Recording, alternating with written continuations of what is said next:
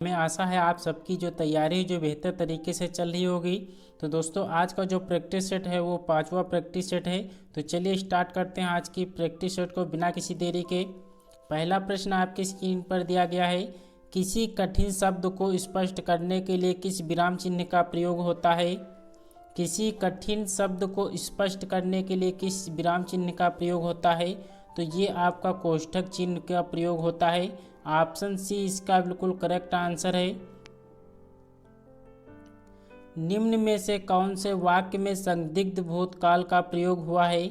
निम्न में से कौन से वाक्य में संदिग्ध भूतकाल का प्रयोग हुआ है। तो ऑप्शन नंबर सी जो है मैंने निबंध लिखा होगा, यह वाक्य जो है संदिग्ध भूतकाल का है।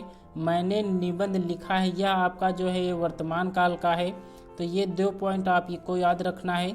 चलिए अगले प्रश्न का जवाब करना है, द्विगु समास का उदाहरण कौन सा है। द्विगु समास का उदाहरण कौन सा है। तो ऑप्शन नंबर डी जो है त्रिभुवन जो है ये आपका द्विगु समास है। दिन और रात में ये आपका द्वंद्व समास है। तो ऑप्शन डी इसका बिल्कुल करेक्ट आंसर होगा। क्षणिक का विलोम क्या होगा। क्षणिक का विलोम शब्द क्या होगा। तो ये आपका शाश्वत होता है। ऑप्शन सी इसका बिल्कुल करेक्ट आंसर होगा। निम्नलिखित में से एक अनेकार्थी शब्द खग से संबंधित नहीं है। खग शब्द का अनेकार्थी शब्द कौन सा इसमें से नहीं है। तो तीर होता है, पक्षी होता है, आकाश होता है। मन जो है ये खग का अनेकार्थी शब्द नहीं होता है। तो ऑप्शन ए इसका बिल्कुल करेक्ट आंसर है। निम्नांकित में से कौन सा वाक्य सही है। वाक्य कौन सा सही है।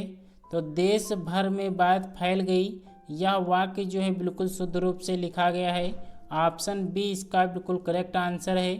बुद्धिहीन शब्द व्याकरण की दृष्टि से किस संवर्ग में है। बुद्धिहीन शब्द जो है ये जो है किस दृष्टि की संवर्ग में है। संज्ञा है, सर्वनाम है, विशेषण है, क्रिया है। तो बुद्धिहीन शब्द जो है ये आपका विशेषण शब्द है। ऑप्शन सी इसका बिल्कुल करेक्ट आंसर है। वाल्मीकि संस्कृत के आदि कवि माने जाते हैं। वाल्मीकि शब्द जो है ये किस प्रकार से शुद्ध रूप से लिखा जाता है ये आपको बताना है। तो वाल्मीकि जो है ये इस प्रकार से शुद्ध रूप से लिखा जाता है। ऑप्शन नंबर बी इसका बिल्कुल करेक्ट आंसर है। कदम का तत्सम रूप है। कदम का तत्सम रूप आपको बताना है। तो कदम का जो तत्सम होता है वो कदम्ब होता है। ऑप्शन डी इसका बिल्कुल करेक्ट आंसर है। छात्र का बहुवचन है। छात्र शब्द का बहुवचन बताना है। तो छात्र का बहुवचन जो होगा वो छात्रों होगा। ऑप्शन ए इसका बिल्कुल करेक्ट आंसर है। जो वाणी द्वारा व्यक्त ना किया जा सके उसके लिए एक शब्द क्या होगा। तो जो वाणी द्वारा व्यक्त ना किया जा सके उसे जो है अनवर्चनीय कहते हैं। ऑप्शन नंबर सी इसका बिल्कुल करेक्ट आंसर है। विनय पत्रिका की भाषा कौन सी है। विनय पत्रिका की भाषा कौन सी है। तो ये आपकी जो है ब्रज भाषा है। ऑप्शन नंबर सी इसका बिल्कुल करेक्ट आंसर होगा। विनय पत्रिका ये किसकी रचना है ये आपको कमेंट्स बॉक्स में बताना है।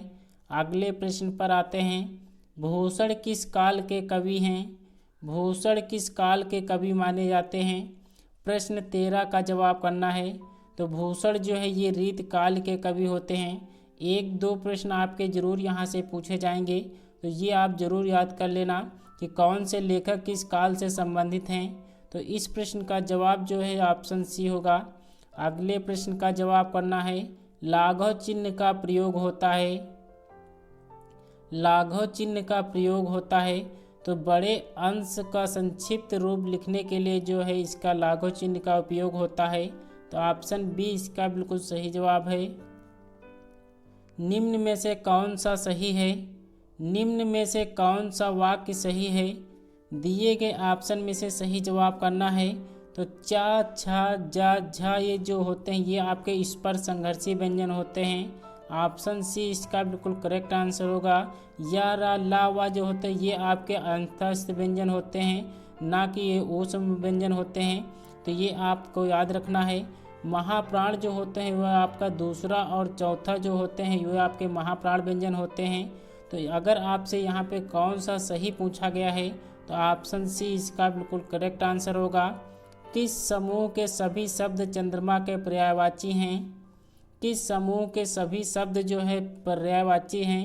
तो चंद्रमा के पर्यायवाची कौन कौन से होते हैं? शश होता है, इंद्र होता है, रजनीपथ होता है।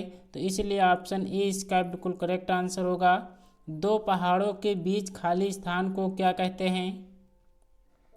दो पहाड़ों के बीच खाली स्थान को क्या कहते हैं? तो उसे जो है घाटी कहते हैं। उपत्यका किसे कहते हैं, ये आपको कमेंट्स बॉक्स में बताना है। अगले प्रश्न का जवाब करना है। अन्वेषण का संधि विच्छेद होगा। अन्वेषण का संधि विच्छेद क्या होगा? तो अनु प्लस एषण जो है इसका बिल्कुल करेक्ट आंसर होगा। ये दो अथवा दो से अधिक शब्दों से मिलकर बने हुए नए सार्थक शब्द को क्या कहते हैं? नए सार्थक शब्द को क्या कहते हैं? तो दो अथवा दो से अधिक शब्द जो है नए सार्थक शब्द जब बनते हैं तो उन्हें जो है समास कहा जाता है। ऑप्शन ए इसका बिल्कुल करेक्ट आंसर होगा।